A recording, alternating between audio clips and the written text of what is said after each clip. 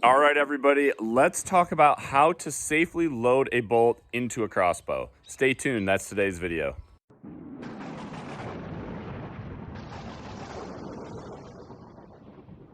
All right, when we're talking about how to safely load a crossbow, what we are talking about is making sure our hand and our fingers are in the safest place possible, both related to the bow as well as related to our bolt in the event that this crossbow were to accidentally go off while we're loading it. That is a very unlikely scenario, but it is a scenario that is possible. So we want to make sure our hands and our fingers are safe. The danger zone on a crossbow is this triangle right here. So axle to axle going down to our trigger box. We do not want our hand or our fingers anywhere in this zone. Not in these two little triangles, not in these windows right here. And honestly, we don't want to be loading our crossbow with our hand even on top of the rail in this zone, because that is the path of the string. And if this crossbow were to accidentally go off while we're loading it, our hand, our fingers are at risk of injury from the string. Now, the safest place is this D shape right here. So we want to still be above the rail, but within this D shape, so axle to axle, going up our limbs and our riser, that is the safest place for us to load our crossbow because we are not in the path of the string.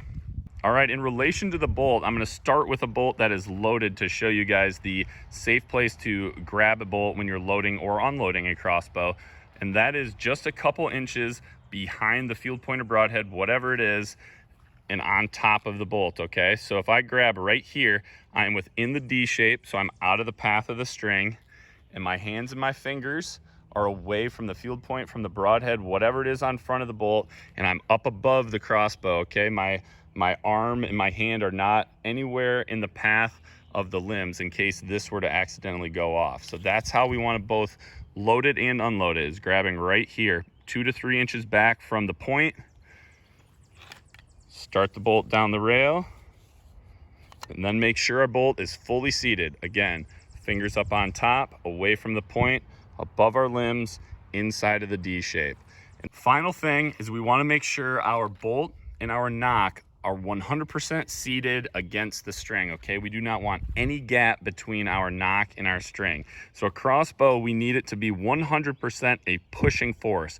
It needs to be pushing that bolt the entire length of the crossbow's power stroke. If there's even the smallest, teeniest, tiniest gap, even if it's a little one, it still allows us to take our safety off and fire the bow.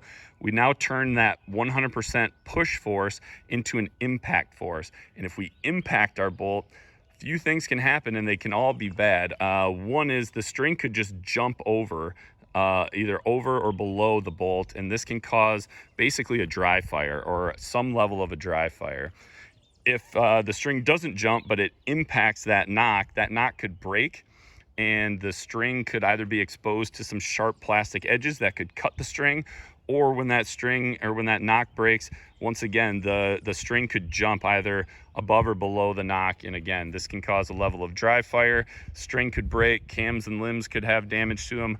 All of those things, obviously bad. So make sure when you load it, and when you load it safely, that the bolt is fully seated against the string before you take the safety off and fire.